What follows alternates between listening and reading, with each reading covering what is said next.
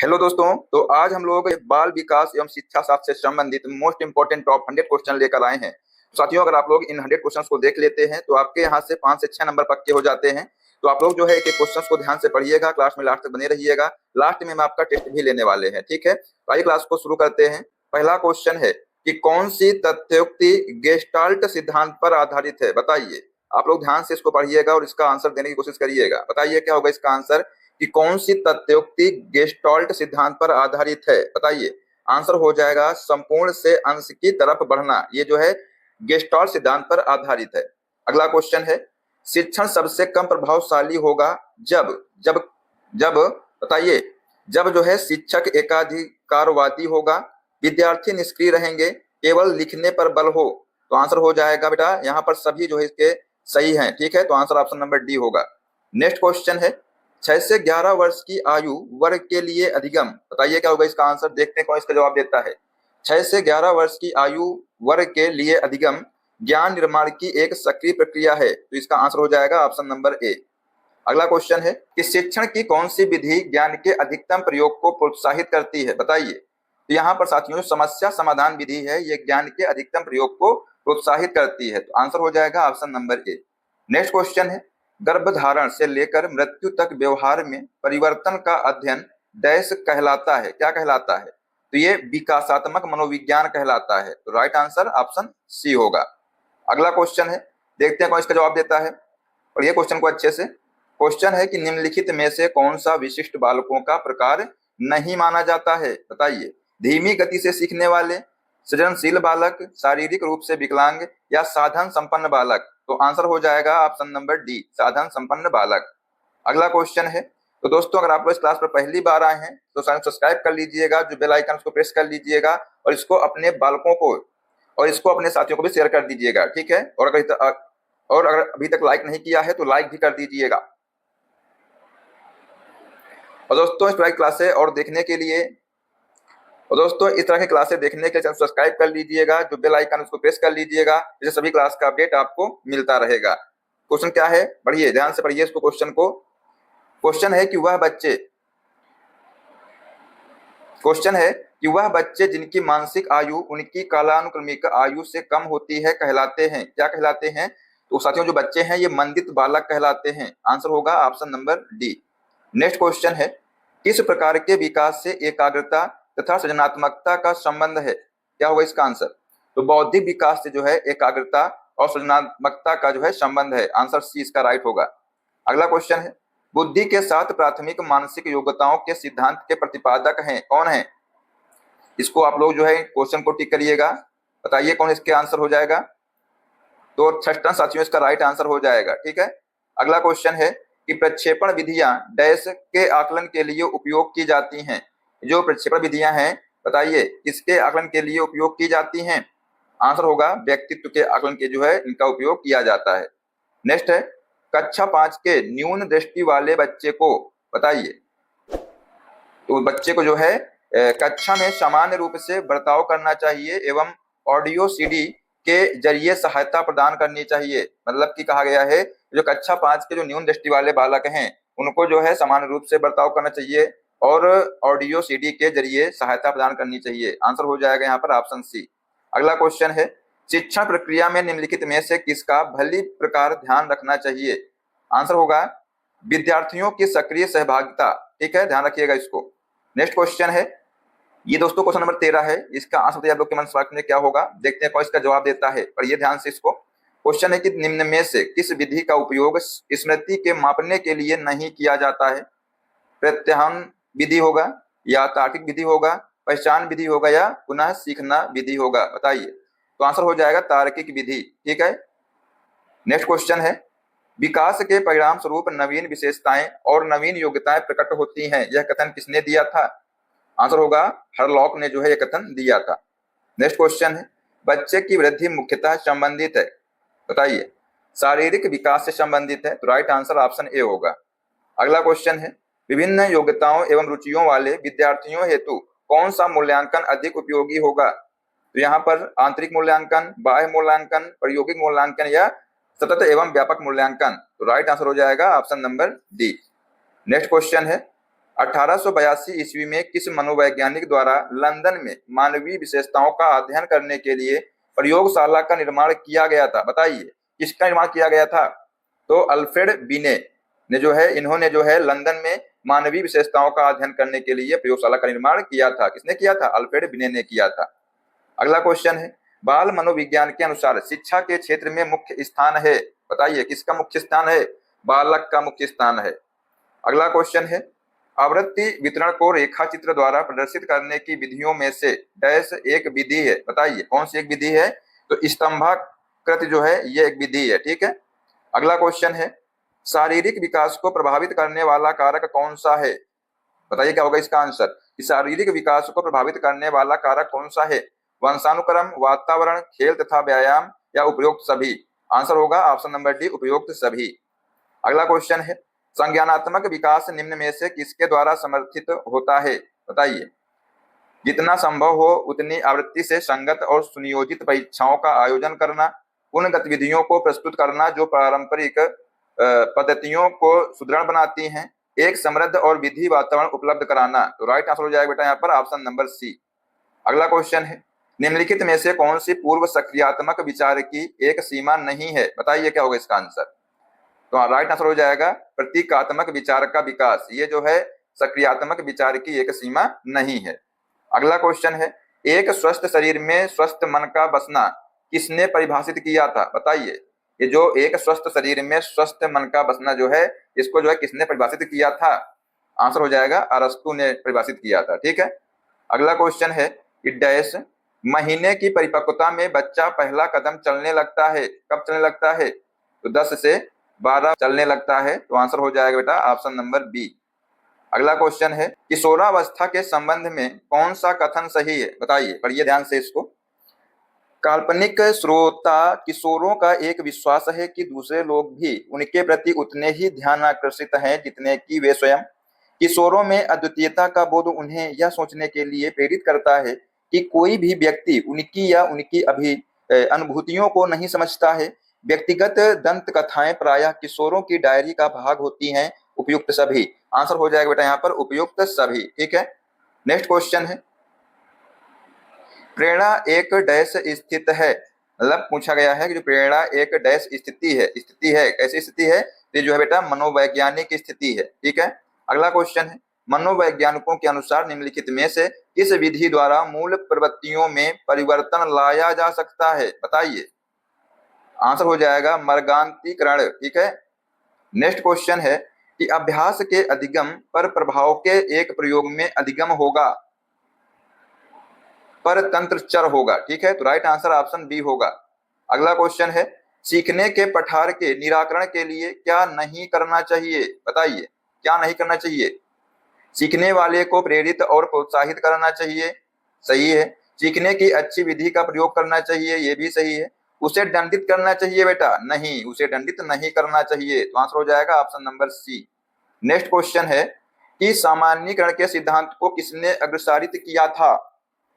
जल्दी से बताइए, सामान्यीकरण के सिद्धांत को किसने अग्रसारित किया था? आंसर हो जाएगा चार्ल्स जुर ने जो है अग्रसारित किया था। अगला क्वेश्चन है, निम्नलिखित में से किसका सूत्रपात गेस्टाल्ट मनोवैज्ञानिक से हुआ? तो इकाई योजना जो है इसका सूत्रपात गेस्टाल्ट मनोविज्ञान से हुआ है। ठीक है। अगला क्वेश्चन है, निम्नलिखित में से शिक्षण एवं अधिगम के सबसे उपयुक्त तरीके कौन से हैं? पढ़िएगा यहाँ से। देखिए, बच्चों से यह अपेक्षा की जाती है कि वे चुप रहें और शिक्षक को सुने नहीं। बच्चों को विकसित होने के लिए बहुत से अवसर दिए जाने चाहिए। ये बिल्कुल सही है। अधिगम के प्रति सकारात्मक भाव उत्पन्न करने के लिए अंतः क्रियाएं एवं गतिविधियों को बनाया जाए। ये भी सही है। तो राइट आंसर हो जाएगा 2 और 3। ठीक है। अगला क्वेश्चन है बेटा, पूछा गया है कि वह विधियां जिनके प्रयोग में विद्यार्थियों की स्वपहल व प्रयास शामिल हैं, निम्न में से किसका उदाहरण है? बताइए। बेटा ये जो है अधिगम कर्ता केंद्रित विधि का उदाहरण है। तो राइट आंसर ऑप्शन बी होगा। अगला क्वेश्चन है, यदि एक बच्चा धीमा सीखता है तो अपव्ययी कारक है। बताइए। तो शिक्षण विधियां बेटा जो है ये अपव्ययी कारक है। तो राइट आंसर ऑप्शन ए हो जाएगा। नेक्स्ट क्वेश्चन है, ICDS कार्यक्रम डैश के आयु समूह के सभी बच्चों के लिए उपलब्ध है। तो ये जो है बेटा 0 से 6 वर्ष के आयु समूह के सभी बच्चों के लिए उपलब्ध है। तो राइट आंसर ऑप्शन ए होगा। अगला क्वेश्चन क्या पूछा गया है, पढ़िएगा अच्छे से ध्यान से और इसका आंसर देने की कोशिश करिएगा। अगर आप लोग सच में तैयारी कर रहे हैं तो इसका आंसर जो है आप लोग सही बताएंगे। क्वेश्चन है कि समावेशी शब्द में असाधारण बच्चों का तात्पर्य है, बताइए। मानसिक रूप से विकलांग छात्र, निम्न बुद्धि लब्धि शिशु, कुसमयोजित होने वाला बालक या प्रतिभावान बुद्धिमान पिछड़े मानसिक रूप से बाधाग्रस्त शिशु। आंसर हो जाएगा बेटा यहाँ पर ऑप्शन नंबर डी, प्रतिभावान बुद्धिमान पिछड़े मानसिक रूप से बाधाग्रस्त शिशु। अगला क्वेश्चन है, निम्नलिखित में से कौन सा मानसिक मंदता के वर्गीकरण के अंतर्गत नहीं आता है, बताइए। तो राइट आंसर हो जाएगा तीव्र मंदता जो है ये मानसिक मंदता के वर्गीकरण के अंतर्गत नहीं आता है। अगला क्वेश्चन है, बुद्धि समावेश करती है, अपसारी चिंतन का समावेश करती है। तो राइट आंसर ऑप्शन ए होगा। नेक्स्ट क्वेश्चन है, गिलफोर्ड की बुद्धि संरचना के अनुसार बुद्धि के मुख्य आयाम हैं, बताइए क्या है मुख्य आयाम इसके। आंसर होगा प्रक्रिया, विषय वस्तु और परिणाम जो है ये मुख्य आयाम है इसके, ठीक है। नेक्स्ट क्वेश्चन है, एक बालक के व्यक्तित्व के मापन की सर्वाधिक वस्तुनिष्ठ विधि है। राइट आंसर हो जाएगा प्रक्षेपी विधि, ठीक है, ये जो है सर्वाधिक वस्तुनिष्ठ विधि है।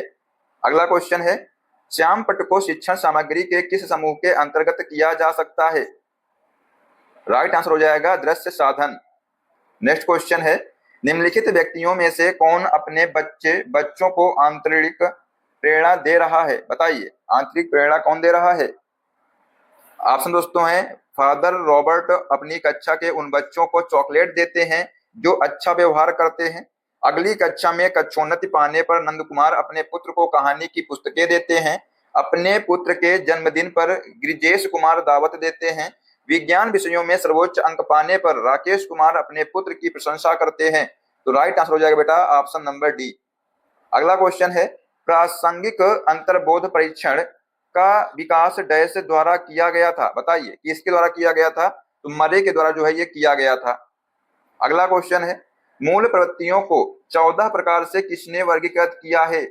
इसको साथियों आप लोग क्वेश्चन को करिए इंपॉर्टेंट, ठीक है, क्योंकि एग्जाम में क्वेश्चन आ सकता है। मूल प्रवृत्तियों को 14 प्रकार से किसने वर्गीकृत किया था। आंसर हो जाएगा मैकडूगल ने, ठीक है। नेक्स्ट है, मानव विकास का प्रारंभ होता है, बताइए। तो राइट आंसर हो जाएगा गर्भावस्था से जो है प्रारंभ होता है। नेक्स्ट है, निम्न में से कौन सा शिक्षण का स्तर नहीं है।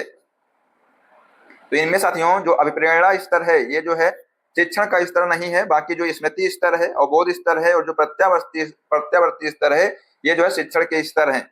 नेक्स्ट है कि प्रतिभाशाली होने का संकेत निम्न में से क्या नहीं है, बताइए। विचारों में सृजनात्मकता, दूसरों के साथ लड़ना, अभिव्यक्ति के अनूठापन या कौतूहल। राइट आंसर हो जाएगा बेटा यहाँ पर दूसरों के साथ लड़ना, ठीक है। अगला क्वेश्चन है, सामान्य से विशेष की तर्क की प्रक्रिया निम्नलिखित में से कौन सी पद्धति में है। तो ये बेटा बताइए निगमनात्मक जो है पद्धति में है, ठीक है। अगला क्वेश्चन है, थॉर्नडाइक का सिद्धांत निम्न में से कौन सी श्रेणी में आता है। इसको भी आप लोग नोट करिएगा, एग्जाम में क्वेश्चन ये आएगा, ठीक है। बेटा पूछा गया है कि थॉर्नडाइक का सिद्धांत निम्न में से कौन सी श्रेणी में आता है। आंसर हो जाएगा व्यवहारात्मक सिद्धांत, ठीक है। अगला क्वेश्चन है, बुद्धि लब्धि की गणना का सही सूत्र निम्न में से कौन सा है। बेटा इसका सूत्र होता है, क्या होता है, नोट करिएगा, मानसिक आयु बटे वास्तविक आयु इंटू 100 होता है, ठीक है। तो आंसर हो जाएगा मानसिक आयु बटे वास्तविक आयु into 100। Right answer option A हो जाएगा। अगला साथियों क्वेश्चन है कि निम्नलिखित में से कौन सा सत्य है। पढ़िए ध्यान से और बताइए क्या होगा इसका आंसर। इनमें से जो है कौन सा सत्य है। शिक्षक द्वारा प्रश्न पूछना संज्ञानात्मक विकास में बाधक है। विकास और सीखना समाज सांस्कृतिक संदर्भों से अप्रभावित रहते हैं। शिक्षार्थी एक निश्चित तरीके से सीखते हैं। खेलना संज्ञान और सामाजिक दक्षता के लिए सार्थक है। बेटा राइट आंसर हो जाएगा ऑप्शन नंबर डी। अगला क्वेश्चन है, पियाजे के अनुसार बच्चों का चिंतन वयस्कों से डैश भिन्न होता है बजाय डैश के, बताइए। तो बेटा पियाजे के अनुसार बच्चों का जो चिंतन है वयस्कों से प्रकार भिन्न होता है बजाय मात्रा के, ठीक है। तो आंसर हो जाएगा बेटा यहाँ पर ऑप्शन नंबर सी। अगला क्वेश्चन है, अस्तित्ववाद के अनुसार शिक्षा का प्राथमिक उद्देश्य है, क्या है। एक व्यक्ति को तैयार करना जो स्वयं निर्णय लेता है, तो आंसर हो जाएगा ऑप्शन बी। अगला क्वेश्चन है, निम्नलिखित में से कौन सीखने का अर्जन नहीं है? आदत, ज्ञान, परिपक्वता या अभिवृत्ति? आंसर होगा परिपक्वता। नेक्स्ट क्वेश्चन है, जीवन की वह अवस्था जिसका प्रारंभ यौनारंभ से होता है, जब यौन परिपक्वता या प्रजनन करने की योग्यता प्राप्त कर ली जाती है, तो साधारणतया कहलाती है, क्या कहलाती है बेटा बताइए जल्दी से? बाल्यावस्था कहलाती है, शैशवावस्था कहलाती है, प्रौढ़ावस्था कहलाती है या किशोरावस्था कहलाती है? तो आंसर हो जाएगा किशोरावस्था कहलाती है। ठीक है। अगला क्वेश्चन है, निम्नलिखित में से कौन सी अभिप्रेरणा की प्रविधि नहीं है? बताइए इनमें से जो है कौन अभिप्रेरणा की प्रविधि नहीं है? आंसर हो जाएगा प्रत्यास्मरण। ठीक है। नेक्स्ट है, निम्न में से कौन सा कौशल संवेगात्मक बुद्धि से संबंधित है?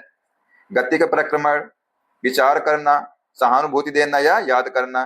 तो बेटा पूछा गया है कि कौन सा जो है कौशल संवेगात्मक बुद्धि संबंधित है। ठीक है।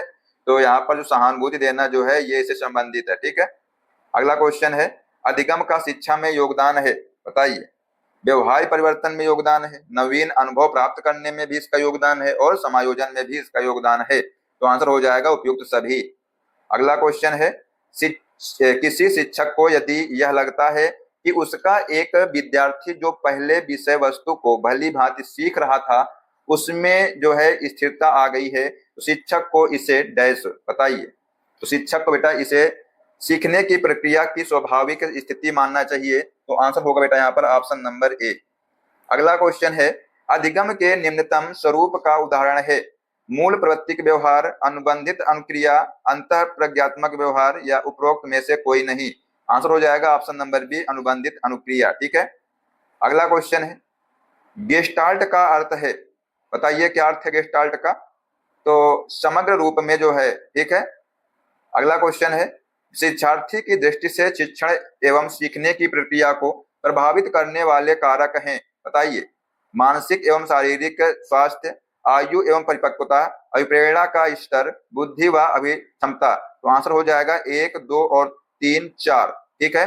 ये सभी जो है इसके कारक हैं। अगला क्वेश्चन है, बालकों की सामाजिक दक्षता के विकास के लिए निम्नलिखित में से कौन सी परिवर्जित शैली अधिकतम प्रभावी है? बताइए जल्दी से क्या होगा इसका आंसर? तो इसका आंसर हो जाएगा प्राधिकारिक शैली जो है अधिकतम प्रभावी है। अगला क्वेश्चन है, शिक्षा की किंडरगार्टन पद्धति का प्रतिपादन किसने किया था? बताइए। फ्रोबेल ने किया था। ठीक है। अगला क्वेश्चन है, विकासात्मक कार्य के प्रत्यय के प्रतिपादक थे? बताइए कौन थे? तो राइट आंसर हो जाएगा हैविंग हर्स्ट थे। ठीक है। नेक्स्ट क्वेश्चन है, निम्नलिखित में से कौन सी विधि समावेशन के अनुकूल नहीं है? लचीले समूहों का गठन, विभेदित अनुदेशन, योग्यता आधारित समूहीकरण, पाठचर्या में यथोचित समायोजन? तो आंसर हो जाएगा बेटा यहाँ पर योग्यता आधारित समूहीकरण। अगला क्वेश्चन है, मानसिक मंद बच्चों के शिक्षण में निम्न 4 नियमों में से किसे नहीं अपनाना चाहिए? बताइए। साधारण से जटिल, मूर्त से अमूर्त, पूर्ण से अंश, केवल साधारण या अमूर्त? तो राइट आंसर हो जाएगा केवल साधारण या अमूर्त। अगला क्वेश्चन है, बुद्धिमत्ता डैश और पर्यावरण दोनों का एक उत्पाद है? बताइए। बेटा जो बुद्धिमत्ता है ये अनुवांशिकता और पर्यावरण दोनों का एक उत्पाद है। आंसर होगा ऑप्शन सी। अगला क्वेश्चन है, गिलफोर्ड के अनुसार अपसारी चिंतन में आवश्यक है? बताइए क्या आवश्यक है? तो विचार प्रवाह बेटा आवश्यक है। तो आंसर हो जाएगा ऑप्शन बी। नेक्स्ट क्वेश्चन है, हिंदी अक्षरों को बालक किस उम्र में पहचानने लगते हैं? देखते हैं कौन इसका जवाब देता है कि हिंदी अक्षरों को जो है बालक किस उम्र में पहचानने लगते हैं? बताइए जल्दी से क्या होगा? तो 5 वर्ष की आयु में जो है बेटा बालक पहचानने लगते हैं। ठीक है। अगला क्वेश्चन है, निम्न में से कौन शिक्षण कुशलता से संबंधित है? श्यामपट्ट पर लिखना, प्रश्नों को हल करना, प्रश्न पूछना, उपयुक्त सभी? आंसर हो जाएगा बेटा यहाँ पर उपयुक्त सभी। अगला क्वेश्चन है, बच्चों के सामाजिक विकास में डैश का विशेष महत्व है? बताइए किसका विशेष महत्व है? खेल का जो है विशेष महत्व है। नेक्स्ट क्वेश्चन है, मनोविज्ञान का शिक्षा के क्षेत्र में सबसे बड़ा योगदान है? बाल केंद्रित शिक्षा पर जो है सबसे बड़ा योगदान है। अगला क्वेश्चन है, किसी दूसरी वस्तु की अपेक्षा एक वस्तु पर चेतना का केंद्रीकरण अवधान है? यह कथन है किसका है? बताइए किसका है कथन ये? आंसर हो जाएगा डम्बिल का है। ठीक है। किसका है? डम्बिल का। अगला क्वेश्चन है, द कंडीशंस ऑफ लर्निंग पुस्तक के लेखक कौन है? बताइए, जो पुस्तक है द कंडीशंस ऑफ लर्निंग, इसके लेखक कौन है? आर एम गेने हैं। कौन है? आर एम गेने। ऑप्शन सी इसका राइट हो जाएगा। नेक्स्ट है, विकास के मनोसामाजिक सिद्धांत का प्रतिपादन किसने किया था? इसको भी आप लोग टिक करिएगा, स्टार लगाइएगा इसमें। बेटा जो विकास के जो मनोसामाजिक सिद्धांत का प्रतिपादन है ये एरिक्सन ने किया था। किसने किया था? एरिक्सन ने। ठीक है। नेक्स्ट क्वेश्चन है, बालिका शिक्षा को महत्ता देना उचित है क्योंकि? बताइए। क्योंकि बेटा अतीत में बालिकाओं को बुरी तरह से विभेदित किया जाता था। ठीक है, आंसर ऑप्शन सी होगा। नेक्स्ट क्वेश्चन है, बाल्यावस्था की प्रमुख मनोवैज्ञानिक विशेषता क्या है? बताइए। बेटा ये जो है सामूहिकता की भावना, ये जो है इसकी प्रमुख विशेषता है, तो राइट आंसर ऑप्शन बी होगा। नेक्स्ट क्वेश्चन है, सीखने के वक्र किसके सूचक हैं? बताइए, सीखने के जो वक्र हैं ये किसके सूचक हैं? तो आंसर होगा सीखने की प्रगति के सूचक हैं ये। राइट आंसर ऑप्शन ए होगा। अगला क्वेश्चन है, चिंतनशील सोच की चर्चा इनमें से किसने की है? बताइए, किसने की है? ड्यूवी ने की है, तो राइट आंसर ऑप्शन ए हो जाएगा। नेक्स्ट क्वेश्चन है, वह कौन सा स्थान है जहां बच्चे के संज्ञानात्मक विकास को सबसे बेहतर तरीके से परिभाषित किया जा सकता है? बताइए। आंसर हो जाएगा यहाँ पर विद्यालय एवं कक्षा पर्यावरण। ठीक है। नेक्स्ट क्वेश्चन है, जीन पियाजे के अनुसार अनुकूलन डैश द्वारा होता है? किसके द्वारा होता है अनुकूलन? तो आत्मसातकरण तथा व्यवस्थापन। ठीक है, तो आंसर यहाँ पर ऑप्शन डी होगा। नेक्स्ट है, शिक्षा एक पुनर्गठित और पुनर्निर्मित अनुभव है जो होता है। क्या होता है? जो है ये निरंतर होता है। ठीक है। नेक्स्ट है, निम्न में से कौन सी विशेषता परिपक्वता को अधिगम से अलग करती है? बताइए कि कौन सी विशेषता बेटा परिपक्वता को अधिगम से अलग करती है? आंसर होगा यह एक स्वाभाविक प्रक्रिया है। ठीक है। नेक्स्ट है, बच्चे के विकास के किस चरण के दौरान सृजनात्मकता और कल्पना शक्ति अत्यधिक प्रबल होती है? ये बेटा प्रारंभिक किशोरावस्था जो कि 14 से 18 वर्ष की आयु को कहते हैं। ठीक है, तो आंसर ऑप्शन डी होगा। नेक्स्ट है, प्रभावी एवं सफल नेतृत्व का आधार है। क्या आधार है इसका? संपूर्ण समूह का हित, ये जो है इसका आधार है।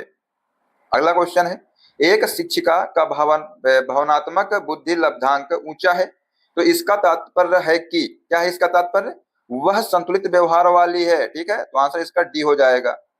अगला क्वेश्चन बेटा है, क्या पूछा गया है? पढ़िए ध्यान से इसको और बताइए इसका आंसर क्या होगा। क्वेश्चन है कि किस मनोवैज्ञानिक ने सीखने की सामग्री के रूप में निरर्थक शब्दों का प्रयोग किया है? तो राइट आंसर हो जाएगा एबिंगहॉस ने। ठीक है। नेक्स्ट है, सीखने के वक्र किसके सूचक हैं? बताइए, किसके सूचक हैं ये? बेटा ये जो है सीखने की प्रगति के सूचक हैं, तो राइट आंसर ऑप्शन ए होगा। अगला क्वेश्चन है, अधिगम का व्यवहारिक सिद्धांत निम्न है। क्या है? संबद्ध प्रतिक्रिया का सिद्धांत, स्किनर का क्रिया प्रसूत अधिगम का सिद्धांत, प्रबलन सिद्धांत या उपयुक्त सभी? तो राइट आंसर हो जाएगा उपयुक्त सभी। नेक्स्ट क्वेश्चन है, कोहलर यह सिद्ध करना चाहता था कि सीखना डैश। बताइए। बेटा सीखना जो है संज्ञानात्मक संकार्य है। ठीक है, तो आंसर ऑप्शन सी हो जाएगा।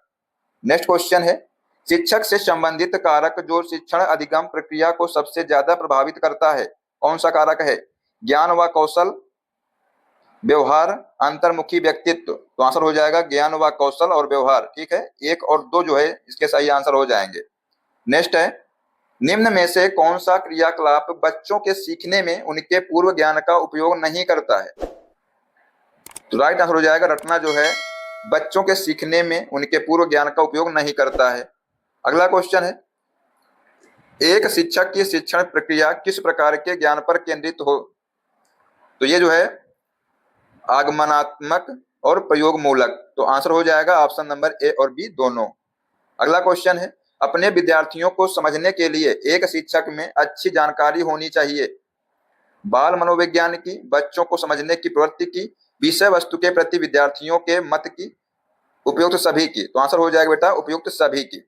नेक्स्ट क्वेश्चन है, समावेशी शिक्षा में कौन शामिल है? बताइए। अधिगम अक्षमता वाले विद्यार्थी शामिल हैं, प्रतिभाशाली विद्यार्थी शामिल हैं, दृष्टिबाधित विद्यार्थी शामिल हैं, या वह बच्चे जो ऐसे समुदाय से हैं जो हाशिए पर हैं? तो बेटा यहाँ पर इसका आंसर हो जाएगा ये सभी। ठीक है, तो ऑप्शन नंबर चौथा इसका करेक्ट आंसर हो जाएगा। नेक्स्ट है, मंदित मना बालकों की शिक्षा हेतु कौन सा उपागम उपयुक्त कहा जा सकता है? तो यहाँ पर साथियों जो वैयक्तिक अनुदेशन है इसको जो है उपयुक्त कहा जा सकता है। ठीक है, अगला क्वेश्चन है, तर्क संगत चिंतन शब्द निम्न से संबंधित है, बताइए किससे संबंधित है ये? व्यक्तित्व से, मनोवृत्ति से, बुद्धि से या प्रेरणा से? तो राइट आंसर हो जाएगा बुद्धि से संबंधित है ये। नेक्स्ट क्वेश्चन है, निम्न में से कौन तरल क्रिस्टलीय बुद्धि के प्रतिमान के प्रतिपादक थे, बताइए कौन थे? तो राइट आंसर हो जाएगा स्किनर थे। अगला क्वेश्चन है, एक भाषा को सीखने में दक्षता प्राप्त होती है, बताइए। बेटा सुनने के साथ जो है ये दक्षता प्राप्त होती है। तो बेटा यहाँ पर हमने आपको इंपॉर्टेंट 100 क्वेश्चन करा दिए हैं, बताइए आप लोगों ने कितने क्वेश्चन सही किए हैं। अब आइए आपका एक टेस्ट लेते हैं। क्वेश्चन है कि एक बालक के व्यक्तित्व के मापन की सर्वाधिक वस्तुनिष्ठ विधि कौन सी है?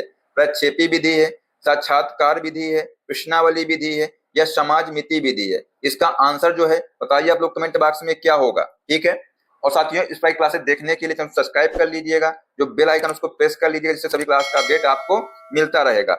और अपनी राय कमेंट बॉक्स में जरूर बताइएगा, जिससे हमको मोटिवेशन मिलता है। ठीक है, तो मिलते हैं नेक्स्ट क्लास में। जय हिंद, जय भारत, वंदे मातरम।